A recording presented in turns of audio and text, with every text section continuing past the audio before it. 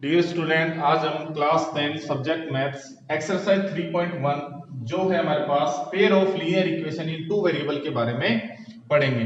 देखो, इस एक्सरसाइज में हम pair of linear equation in two variable होता क्या है, किस तरीके से उसको रिप्रेजेंट किया जाता है, उसके बारे में हम यहाँ पे पढ़ेंगे और सीखेंगे किस तरीके से किसी प्रॉब्लम को अपन दो तरीके से जो हमारे पास यहाँ पे गिवन हमारे पास जो तरीके हैं उस तरीके से हम उसको लिख सकते हैं। इसके बाद में हम जो आगे वाली फर्दर एक्सरसाइजेज हैं उसके अंदर अपन यहाँ पे सॉल्यूशंस की बात करेंगे। और जो मेन जो हमारा जो मोटिव है इस एक्सरसाइज को पढ़ने का वो है कि हम pair of linear equation in two variable के सॉल्यूशंस पता कर सके। यहाँ पे हमारे पास 3 या 4 मेथड हैं, तो उनके अंदर से देखेंगे कि कौन कौन से मेथड में किस तरीके से हम इसके सॉल्यूशंस निकालते हैं। तो आज जो हमारी एक्सरसाइज 3.1 है वहां पे अपने को केवल रिप्रेजेंट करना है कि किस तरीके से एक linear equation in two variable है, pair of linear equation in two variables है, किस तरीके से उसको रिप्रेजेंट किया जाता है। तो पहले तो रिप्रेजेंटिंग के तरीके देख लेते हैं। देखो, किसी भी इक्वेशन को रिप्रेजेंट करने के दो तरीके यहाँ पे हमारे पास है। एक तो हमारे पास अलजेब्रिकली कैसे रिप्रेजेंट करेंगे और ज्योमेट्रिकली उसको कैसे रिप्रेजेंट करेंगे। ज्योमेट्रिकली का मतलब हो गया ग्राफ पेपर पे कैसे रिप्रेजेंट करना है, और अलजेब्रिकली मतलब आपको जो वेरिएबल्स में किस तरीके से उस प्रॉब्लम को रिप्रेजेंट करना है। तो देखो, ये क्लास 9th की बात है जो अपन पढ़ रहे हैं linear equation in two variable. ये हमने क्लास 9th में पढ़ा है। लीनियर इक्वेशन का मतलब ये हो गया कि उस जो इक्वेशन है उसकी डिग्री है वो 1 होगी। लीनियर का मतलब 1 डिग्री का होगा। इन टू वेरिएबल वहां पे वेरिएबल होंगे 2। तो अपन उसको देख लेते हैं किस तरीके से हम linear equation in two variable को अलजेब्रिकली कैसे लिखते हैं। वो हमारे पास स्टैंडर्ड फॉर्म होती है ax plus by plus c is equal to 0। This is the example of linear equation in two variable. यहां देखिए, वेरिएबल एक तो x है एक y है, a b c यहां पे क्या होते हैं आपके पास रियल नंबर्स होते हैं। और यहां पे एक बात और है कि a and b both are not 0। दोनों एक साथ कभी भी 0 नहीं होंगे। इसकी एक इक्वेशन इन्होंने बना दी यहां पे। उस इक्वेशन को मतलब इस टर्म को बार बार नहीं लिख के एक फॉर्मूला बना दिया कि a square plus B square is not equal to 0। इसी लैंग्वेज को कि a और b दोनों एक साथ 0 नहीं हो सकते। अकेला a 0 हो सकता है, अकेला b 0 हो सकता है, लेकिन a और b एक साथ कभी भी 0 नहीं होंगे।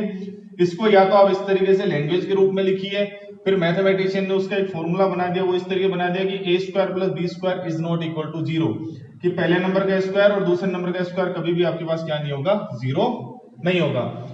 इस केस में ये कब 0 कब होंगे, जब दोनों ही 0 हो, और हमें यहाँ पे दोनों 0 नहीं लेना है। तो ये है हमारे पास algebraically representation of linear equation in two variable.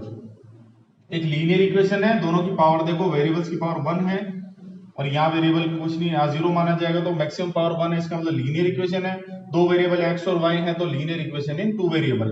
Where इसकी जो कंडीशन है वो है कि a और b क्या नहीं होनी चाहिए, हमारे पास 0 नहीं होनी चाहिए, मतलब a square plus b square is not equal to 0।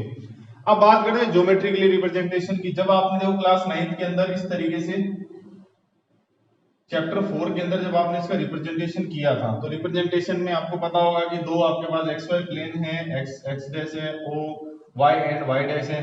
ये हमेशा यहाँ पे एक स्ट्रेट लाइन को डिनोट करता है। स्ट्रेट लाइन इसका क्या होता है, ज्योमेट्रिकली रिप्रेजेंटेशन होता है। क्योंकि हमने वहां पे किया था कि x और y में क्या होता है कि यहाँ पे इसके सॉल्यूशंस निकाले जाते हैं कि x और y कौन से x और y हैं जो इसको क्या कर रहे हैं, सेटिस्फाई कर रहे हैं। और x और y का जो इस तरीके से हम टेबल बनाते थे, मान लीजिए 1 2 3 4 5 और 6, ये जो सॉल्यूशंस का जो पेयर है इसको अपन एज अ पॉइंट लिखते थे। जैसे 1 2 का पेयर है तो 1 2 बन गया, 3 4 का पेयर है 3 4 बन गया, 5 6 का पेयर है 5 6 बन गया। और इन पॉइंट्स को डिनोट करके जो अपन खींचते थे वो हमारे पास हमेशा एक स्ट्रेट लाइन आती थी। तो ये आप सब परिचित है इससे। अब अपन आगे बढ़ते हैं। तो ये तो रिप्रेजेंटेशन ये हो गया आपके पास algebraically ax plus by plus c is equal to 0, and ये हो गया इसका ज्योमेट्रिकली, जिसके अंदर इससे जो आप ग्राफ बनाओगे वो हमेशा क्या आती है, हमारे पास स्ट्रेट लाइन आती है। चलिए, ये तो हमने क्लास 9 में कर चुके हैं। जो अपने को यहाँ पे करना है वो ये काम करना है कि pair of linear equation in two variable का ज्योमेट्रिकल रिप्रेजेंटेशन क्या होगा और अलजेब्रिकली रिप्रेजेंटेशन क्या होगा। ध्यान रखना, पेयर है इसका मतलब दो लीनियर इक्वेशन एक साथ चलेंगी। तो देखो उसका अलजेब्रिकल रिप्रेजेंटेशन इस तरीके से होगा कि देखो इसको डिफरेंट करना है हमें। तो अलजेब्रिकल रिप्रेजेंटेशन के लिए a1x प्लस में b1y प्लस में c1 is equal to 0, and इसी के साथ में a2x प्लस में b2y plus c2 is equal to 0। और कंडीशन यहाँ पे ये होती है कि ये क्या नहीं हो सकते, एक साथ जीरो नहीं हो सकते, मतलब a1 square plus b1 square is not equal to 0 and a2 square plus b2 square is not equal to 0। ये यहाँ पे कंडीशन है। वैसे इस कंडीशन पे आपको ज्यादा ध्यान नहीं देना है, बहुत कम काम में आती है, लेकिन हायर स्टडीज में बहुत काम आती है। तो यहाँ पे ये जो रिप्रेजेंटेशन है ये है पेयर का, मतलब दो का pair of linear equation in two variable. अब इसमें क्या है आपको ये ध्यान में रखना है, कैसे तो अपन और भी बना सकते हैं, लेकिन इन दोनों इक्वेशंस के अंदर वेरिएबल सेम रहता है, ये जरूर ध्यान रखना। Variables are same. इसके अंदर भी देखो वेरिएबल वही x एंड y है और इसमें भी वेरिएबल x और y है, इसलिए ये दोनों जो वेरिएबल सेम है तब हमारे पास क्या हो जाएगा, ये pair of linear equation in two variable.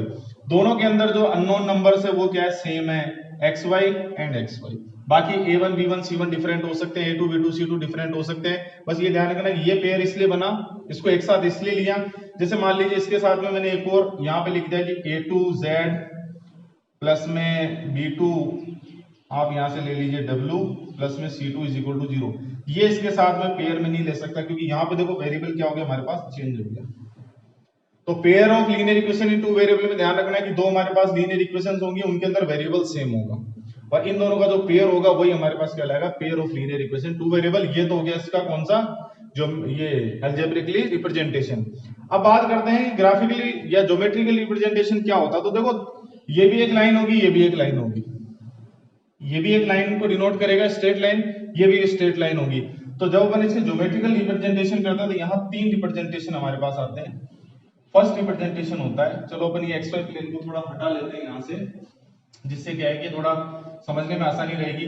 पहला रिप्रेजेंटेशन होता है जब दोनों लाइन एक दूसरे को इंटरसेक्ट करें,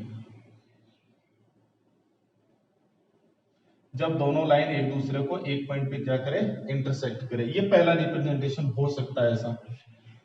दूसरा रिप्रेजेंटेशन हमारे पास होता है जब दोनों लाइन एक दूसरे को इंटरसेक्ट नहीं करें, आगे कंटिन्यू चले, इसको पैरेलल बोलते हैं, कि दोनों लाइन एक दूसरे के क्या हो, पैरेलल। दूसरा ये हो गया, या तो इंटरसेक्ट करेंगी या पैरेलल होंगी। एक थर्ड कंडीशन भी यहां पे होती है दोनों लाइंस के बीच में, कि एक लाइन के ऊपर ही दूसरी लाइन आ जाएगी, इसको बोलते हैं कोइंसिडेंट, कि दोनों लाइनें कैसी हैं, कोइंसिडेंट है। ओके यहां तक बात। तो दो आपके पास पेयर ऑफ लीनियर इक्वेशन है टू वेरिएबल के ज्योमेट्रिकल रिप्रेजेंटेशन तीन होंगे। कौन कौन से होंगे, या तो वो इंटरसेक्ट करेंगी, या वो क्या करेंगी, पैरेलल होंगी, या वो कोइंसिडेंट होंगी। ओके यहां तक बात। तीन तो आपके पास हो गए ज्योमेट्रिकल रिप्रेजेंटेशन। अलजेब्रिक रिप्रेजेंटेशन ऐसा ही होगा, a1x plus b1y plus c1 is equal to 0, a2x plus b2y plus c2 is equal to 0। दोनों के अंदर वेरिएबल क्या होंगे, हमारे पास सेम होंगे। अब एक्सरसाइज नंबर जो 3.1 में हमें जो काम करना है, हमें क्या दिया हुआ है, कुछ वर्ड प्रॉब्लम दी हुई है। तो जो वर्ड प्रॉब्लम्स दी हुई है, तो उन वर्ड प्रॉब्लम को सबसे पहले अपन क्या करेंगे, अननोन वेरिएबल्स मानेंगे। अननोन वेरिएबल मानने के बाद में उसका इस तरीके से सबसे पहले तो क्या करेंगे, उसके अलजेब्रिक रिप्रेजेंटेशन बनाएंगे, दोनों को एक साथ लिखेंगे, तो ये तो हो गया अलजेब्रिक रिप्रेजेंटेशन। फिर इन दोनों जो आपके पास अलजेब्रिक रिप्रेजेंटेशन में जो इक्वेशंस है, उनका जब आप ग्राफ बना के ग्राफ पेपर पे डिनोट करोगे, तो वह इन तीनों में से कुछ भी एक हो सकता है। ये हो गया उसका ज्योमेट्रिकल रिप्रेजेंटेशन। अपन आगे कुछ क्वेश्चन लेते हैं और इसको सीखते हैं। देखिए स्टूडेंट, अब यहाँ पे अपन एक्सरसाइज नंबर 3.1 का क्वेश्चन नंबर फर्स्ट ले रहे हैं। उसके अंदर देखो अपने को क्या दिया हुआ है। Aftab tales his daughter 7 years ago I was 7 times, मतलब 7 साल पहले, 7 years ago I was 7 times as old as you were then, मतलब मैं आपसे, मतलब जो आफ्ताब जो फादर है अपनी डॉटर से कह रहा है कि 7 साल पहले, बिफोर 7 years है, 7 years ago I was 7 times as old as you then, मतलब आप जितनी आपकी एज थी उस समय, उसका मैं 7 टाइम था। ऑल्सो 3 years फ्रॉम नाउ, मतलब यहां से 3 years बाद में, मतलब आफ्टर 3 years, मतलब आज की डेट के जो प्रेजेंट एज है उसके बाद में 3 years बाद में, I shall be 3 times as old as you will be, मतलब तुम जितना हो जाओगे 3 साल बाद में, उसका मैं 3 टाइम हो जाऊंगा। अब आपको क्या करना है कि ये जो सिचुएशन है बहुत अच्छी सिचुएशन है, इसको रिप्रेजेंट करना है अल्जेब्रिकली एंड ग्राफिकली, मतलब आपको अल्जेब्रिकली फॉर्म में भी रिप्रेजेंट करना है और इसके ग्राफ भी अपने को बना के ग्राफ पेपर पे डिनोट करना है। ठीक है, तो चलिए अपन स्टार्ट करते हैं। सबसे पहले यहाँ पे वेरिएबल्स निकालते हैं। तो वेरिएबल देखो, एक तो एज है आपके पास आफ्ताब की और एक है उसकी डॉटर की। तो चलिए let age of Aftab is x years and age of his daughter is y years। ठीक है, और ये जो एज है वो आपके पास है प्रेजेंट एज है आपकी। ठीक है, ये यहाँ पे मेंशन भी कर सकते हैं आप इसको कि प्रेजेंट एज आज की डेट में आफ्ताब तो x years old है and his daughter is y years old है हमारे पास। अब देखो पहले तो इस सिचुएशन पे चलते हैं 7 ईयर अगो। तो फर्स्ट सिचुएशन हमारे पास होगी 7 years अगो। 7 साल पहले क्या होगा, पहले तो दोनों की एज निकाल लो, उसके बाद में उनके बीच की रिलेशन लेनी। ध्यान रखना ऐसे क्वेश्चन हमारे पास एक्सरसाइज में आगे भी आएंगे। एज वाले क्वेश्चन है, एज वाले क्वेश्चन को करने का तरीका ऐसा होता है कि सबसे पहले आप उसकी प्रेजेंट एज मान लेते हैं, उसके बाद में एक कंडीशन होती है कि कुछ समय पहले की और कुछ समय बाद की। कई बार दोनों कंडीशन पहले की भी हो सकती है, कई बार दोनों कंडीशन बाद की भी हो सकती है। तो हमेशा आपको प्रेजेंट एज माननी है। प्रेजेंट एज मानने के बाद में आपको उस जगह पहुंचना है। आप 7 ईयर अगो की कैलकुलेशन कब करोगे, जब आप 7 साल पहले जाओगे, दोनों की एज चेक करोगे वहां पे कितनी है। तो 7 year ago age of Aftab was कितनी होगी, देखो अभी उसकी कितनी एक्स ईयर्स है, तो 7 ईयर क्या हो जाएगा, कम हो जाएगा। ये लो जी, okay. And age of his daughter was, देखो y ईयर्स है अभी, तो y माइनस 7 ईयर्स हो जाएगी। ओके, तो बात अभी ये 7 साल पहले जो भी है उस समय की कंडीशन ये है कि I was 7 time as old as you, कि आफ्ताब है वो अपनी जो डॉटर है उसकी एज से 7 टाइम में 7 मल्टीपल है। Then according to question Aftab की एज है x minus 7 is equal to 7 time of age of her daughter. Her daughter की एज कितनी है, y माइनस 7। तो आपको एक बार तो उस जगह पहुंचना पड़ेगा। प्लस है तो प्लस करेंगे, माइनस है तो माइनस करेंगे, जितने भी साल पहले की बात है, आगे की बात है, उसके बाद में उसकी कंडीशन लिखेंगे। अब इसको थोड़ा सॉल्व करते हैं। देखो यहाँ पे x माइनस 7 ही रहेगा, इज इक्वल टू 7 मल्टीप्लाई होगा 7y हो गया, माइनस का 49 आपके पास हो गया यहाँ पे। अब x को एक xy को एक तरफ ले लेते हैं, कांस्टेंट को एक तरफ ले लेते हैं। देखो यहाँ पे 7y है आपके पास, इसको इधर ले लेंगे अपन, तो x ये इधर आएगा माइनस का 7y हो गया, क्योंकि यहाँ प्लस का इधर आएगा माइनस का हो गया। ये माइनस का 7 जो कांस्टेंट नंबर है उधर चला जाएगा, प्लस का हो जाएगा, इज इक्वल टू माइनस का 49 तो वहां पे है, ये उधर जाके प्लस का 7 हो गया, और टोटल जो वैल्यू आ गई वो हो गई x माइनस 7y। अच्छा इसको भी इधर ले लेते, क्योंकि अपने को अलजेब्रिक फॉर्म बनानी, चलो एक बार तो इसको लिख लेते हैं, माइनस का 42 बच जाएगा आपके पास। ठीक है, ये माइनस ए प्लस 42, इसको इधर ले लेते हैं, तो ये हमारे पास हो जाएगा x माइनस 7y प्लस का 42 is equal to 0। This is your equation number first. मतलब ये linear equation in one variable, two variable की फर्स्ट इक्वेशन तो हमारे पास आ चुकी है। अब देखो इसने सेकंड कंडीशन और दी है 3 ईयर फ्रॉम नाउ, ये और पहुंचना है अभी तो अपने को, तो अपन 3 ईयर फ्रॉम नाउ ले लेते हैं। तो 3 ईयर फ्रॉम नाउ, ठीक है, इसमें आफ्टर और जोड़ लीजिए कि आफ्टर 3 ईयर फ्रॉम नाउ क्या होगा। अब दोनों की एज में डिफरेंस है, अभी x है, 3 साल बाद में कितनी होगी वो लिख लो, ages of Aftab and his daughter will कितनी हो जाएगी, देखो अभी ये आफ्ताब कितनी x है, तो 3 साल बाद में कितनी हो जाएगी, x plus 3 and y plus 3 years. आगे बात समझ में, तो अपन उस कंडीशन उस जगह पहुंच गए कि 3 साल बाद में क्या होगा, आफ्ताब और उसकी डॉटर की age x plus 3 and y plus 3 हो जाएगी। अब आ जाएंगे अकॉर्डिंग टू क्वेश्चन, आपको जो दिया हुआ है वो जो कंडीशन क्या दी हुई है वो देखते हैं अपन। वो ये दी हुई है कि आफ्ताब कह रहा है आई शेल बी 3 टाइम्स, मैं आपसे 3 टाइम होऊंगा as old as you will, मतलब तुम जितने होगे उसका 3 टाइम हो जाऊंगा। तो एज ऑफ आफ्ताब है x प्लस 3, ये आपके पास 3 टाइम्स का मतलब 3 मल्टीपल हो जाएगी एज ऑफ हिज डॉटर। चलिए जी मल्टीप्लाई कर दीजिए यहाँ पे, x plus 3 is equal to 3y plus 9, दोनों को इधर ले लो, x प्लस 3 तो यहाँ पे है, ये इधर आएगा माइनस का 3y, ये इधर आएगा माइनस का 9 इज इक्वल टू 0। अब x इधर से पहले y को लिख लेते हैं माइनस 3y, ये प्लस है ये माइनस है तो माइनस का 6 बच जाएगा is equal to 0। This is your equation number 2। Okay, तो अलजेब्रिक रिप्रेजेंटेशन आपके लिए हो जाएगा जब दोनों इक्वेशनों को एक साथ लिखेंगे, दैट अलजेब्रिक रिप्रेजेंटेशन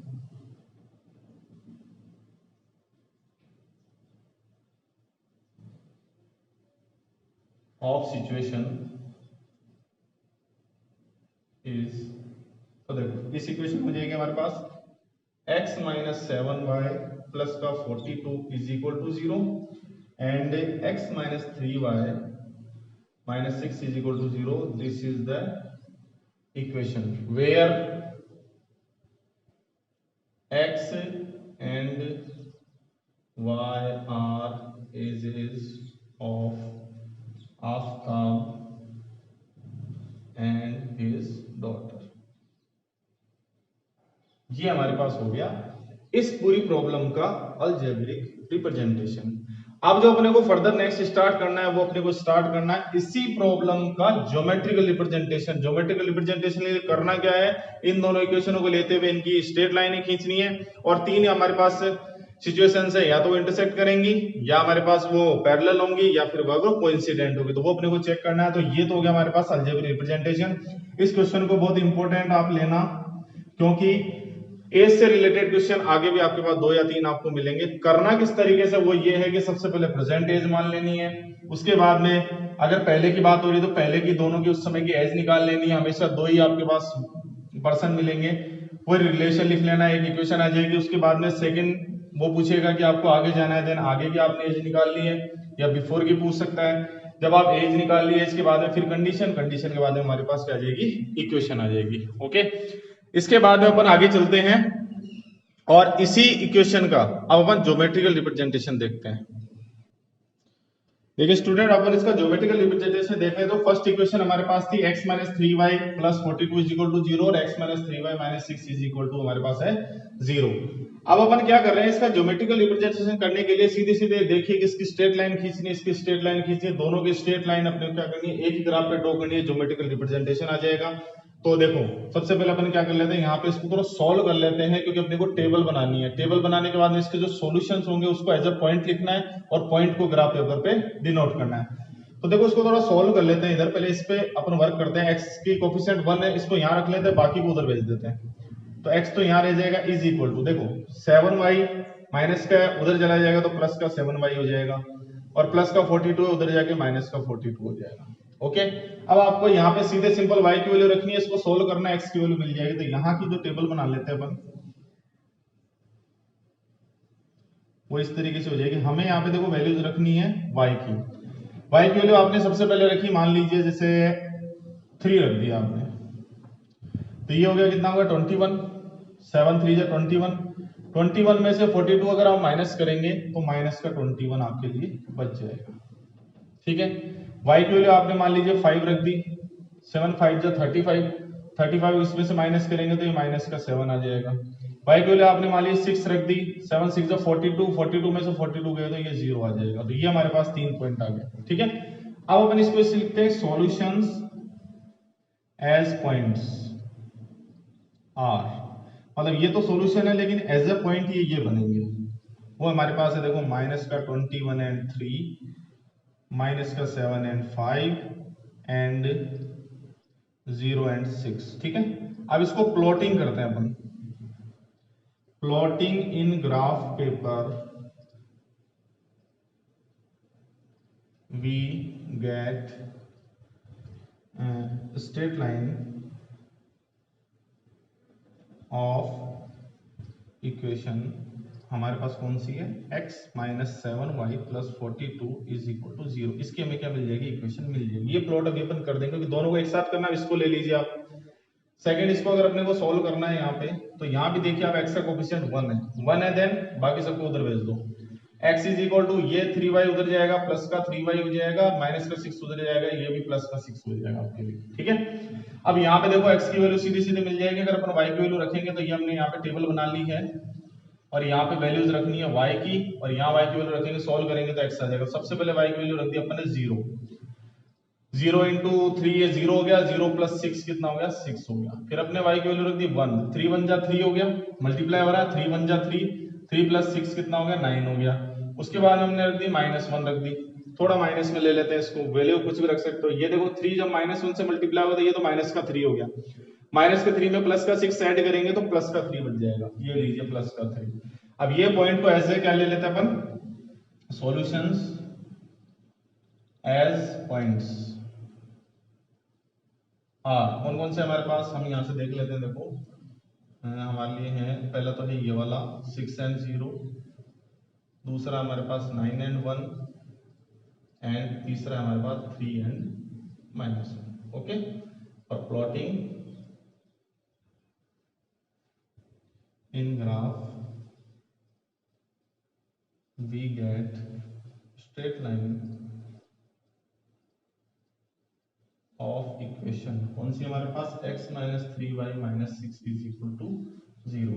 अब अपने को करना क्या है, इन दोनों पॉइंट्स को या इन दोनों लाइनों को एक ही ग्राफ पेपर पे क्या करना है, अपने को डिनोट करना है, ओके। बस ये वाला काम अपने को करना है, हमारा काम यहाँ से खत्म हो जाएगा। थोड़ा सा आप रेंज देख लेना, x की रेंज आप देखेंगे, देखो इधर -21 है, चलो -21 वाले को छोड़ देते हैं, माइनस का 7 है और प्लस में जा रही है 9 तक, तो कुछ इस तरीके से मान लेते हैं। 5 का डिफरेंस मान लिया, 5 हो गया, 10 हो गया, 15 हो गया, 20 हो गया, 25 हो गया, इधर हो गया -5, -10 हो गया, -15 हो गया, -20, -25 हो गया। इस तरीके से आपके पास ये पॉइंट आ गया। y की रेंज आप देख लीजिए, यहाँ पे 3 5 6 है, 0 1 और माइनस हो, तो y में आप क्या कर सकते हो, एक एक का डिफरेंस भी ले सकते हो। तो ये हो गया आपके लिए 1 2 3 4 5 एंड 6, नीचे हो जाएगा -1 -2 -3 -4। स्केल आप लिखना चाहे, मैं इस स्केल को यहाँ लिख रहा हूं, आप लिखेंगे कि on x axis 1 centimetre is equal to, आपने कितना लिया है, 5, ठीक है। अब देखो ये 5 क्या है, आपने x लिया है, x आपने देखो शुरू में क्या थी, एज थी देन आप 5 इयर्स बोलेंगे इसको, ठीक है। और ऑन y एक्सिस, ये भी आपके पास एज ही मानी आपने, क्योंकि उसकी डॉटर की एज थी, 1 centimetre is equal to 1 metre. ये दिस इज योर स्केल, ये आप यहां लिखेंगे। उसके बाद अपन इसका डिनोटेशन, पहले इस लाइन को खींच लेते हैं। देखो -21 एंड 3, तो आप यहां से देखेंगे -20, ये 21 हो जाएगा, और 3 की बात करेंगे तो आप यहां चले जाएंगे। This is your point -21 and 3, okay. थोड़ा सा इधर आ जाएगा ये। इसके बाद में आपके -7 एंड 5, तो 5 के बाद में ये 6 हो गया, 7 हो गया, और -7 के साथ में आपके पास 5 है, तो आप लगभग यहाँ पहुंच जाएंगे। थर्ड है आपके पास 0 एंड 6, तो ये x पे 0 रहेगा, y पे आपका 6 हो जाएगा। दिस इज योर लाइन, ये तो आपकी पहली लाइन है, ओके। इसके ऊपर आप लिख देंगे कि x - 7y + 42 is equal to 0, ये आपकी ये लाइन। चलो पहली स्ट्रेट लाइन तो आ गई। सेकंड को देख लेते हैं। सेकंड हमारे पास ये है 6 एंड 0, चलिए x पे तो गए 6, तो 5 के बाद में ये 6 हो जाएगा, और y पे 0 है, तो ये पॉइंट आ जाएगा।